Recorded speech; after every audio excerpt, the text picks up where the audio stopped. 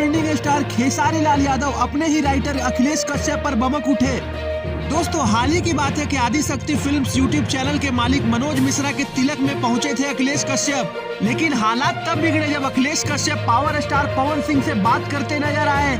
दरअसल जब यह वीडियो खेसारी लाल यादव के पास पहुंचा तो खेसारी लाल यादव को शक हुआ कि पावर स्टार पवन सिंह से अखिलेश कश्यप ने कर दी है उनकी चुगली, और इसी बात पर गुस्सा दिखाते हुए अखिलेश कश्यप को कर दिया खेसारी लाल यादव ने व्हाट्सएप और इंस्टा से ब्लॉक। फ्रेंड्स, आपको बता दें कि अखिलेश कश्यप सबसे पहले आदिशक्ति फिल्म्स में ही काम करते थे, इसलिए मनोज मिश्रा ने उन्हें अपनी शादी और तिलक में बुलाया। उस वीडियो को अगर आप ध्यान से देखेंगे तो अखिलेश कश्यप पावर स्टार पवन सिंह से माफी मांगते हुए नजर आए, और खेसारी के पूर्व मैनेजर ने भी पावर स्टार पवन सिंह से माफी मांगी, क्योंकि यह दोनों खेसारी के टीम में थे और आए दिन पवन सिंह को टारगेट किया करते थे।